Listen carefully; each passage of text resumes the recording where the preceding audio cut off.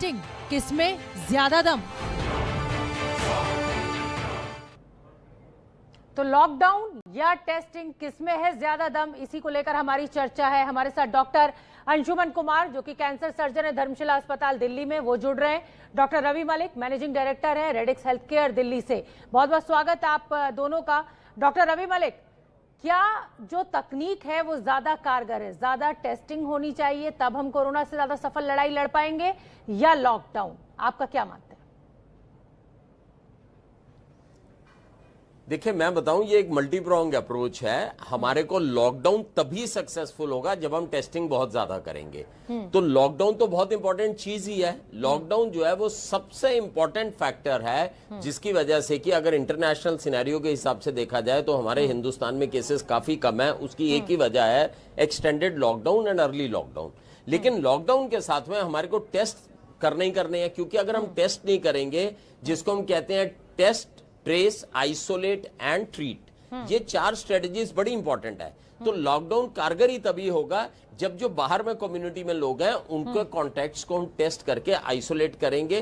तो दो चीजें हो जाएंगी, एक तो जिनको बीमारी है वो ट्रीट होकर कंटेनमेंट में आ जाएंगे, फैलाएंगे नहीं, और जो सेफ लोग हैं वो लॉकडाउन के लिए रहेंगे। तो ये दोनों चीजें जो हैं बड़ी इंपॉर्टेंट है हमारे देश के लिए। और लॉकडाउन भी तब तक ही सक्सेसफुल रहेगा जब तक हम सब लोग अपनी प्रिकॉशंस लगातार लेते रहें। जो भी प्रिकॉशंस हमारी कम्युनिटी में बता रहे हैं वो सारी लेते रहे। डॉक्टर रवि, आप ये कह रहे हैं कि हमें साथ साथ चलने की जरूरत है, हमें लॉकडाउन की भी जरूरत है और हमें साथ ही साथ टेस्टिंग करने की भी। आपसे मैं आपका पक्ष जानना चाहूंगी, क्या चीज ज्यादा अहम है? क्योंकि अमेरिका की बात करें, साउथ कोरिया की बात करें, तो उन्होंने लॉकडाउन नहीं किया लेकिन इनका टेस्टिंग का परसेंटेज बहुत ज्यादा है और इसीलिए शायद आंकड़ा भी बहुत ज्यादा है। क्या कहेंगे आप? जी बिल्कुल, भारत के पास शुरुआती दौर में टेस्टिंग की इतनी सुविधा नहीं थी, इसलिए लॉकडाउन जरूरी था।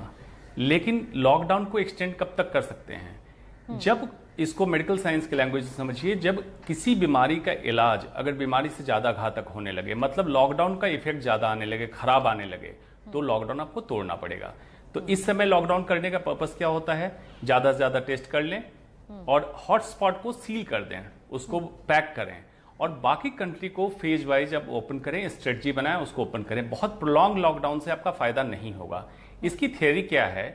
Theory of 3T: test, then transparency, transparency of the public, आप खुद से आके वॉलंटियर कीजिए, ट्रांसपेरेंसी ऑफ द गवर्नमेंट, और थर्ड टुगेदरनेस।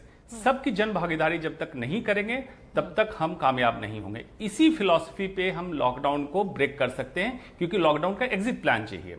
अदरवाइज ऐसा तो है नहीं कि लॉकडाउन आप बढ़ाते जाएंगे, वायरस खत्म हो जाएगा। हमें एग्जिट प्लान कुछ तैयार करना होगा। बिल्कुल, तो बहुत बड़ी बात डॉक्टर अंशुमन ने कही कि 3T के फॉर्मूले पे हमें काम करना होगा: टेस्टिंग, ट्रांसपेरेंसी और टुगेदरनेस। इस पर हम चर्चा को आगे बढ़ाएंगे। बहुत छोटे से ब्रेक के लिए मैं यहाँ रुक रही हूँ, फौरन लौट रहे हैं, बने रहिए एबीपी न्यूज के साथ।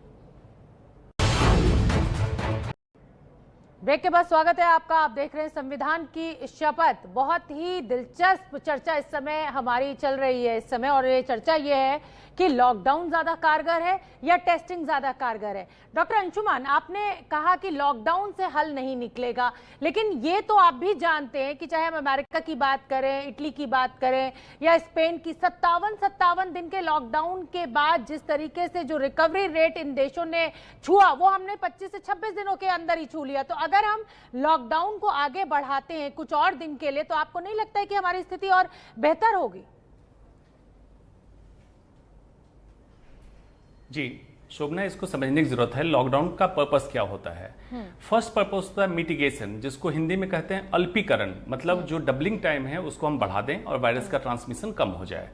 दूसरा होता है प्रिपेयर्डनेस, मतलब सारी तैयारी हमारी हो जाए, जिसमें स्वास्थ्य सेवाओं की तैयारी है, सप्लाई चेन मैनेजमेंट जो आप ब्रीफिंग में सुन रहे थे उसकी तैयारी हमने कर ली। जब हमारी तैयारी हो गई, देन टेस्ट करके उस लॉकडाउन पीरियड में आप सारी सुविधाओं को मुहैया करा के उस एरिया को, हॉटस्पॉट को सील कर दें। हाँ, ये लॉकडाउन का पर्पस है। ये पर्पस हमने अचीव कर लिया। अब इस लॉकडाउन के बेनिफिट को हमने अचीव कर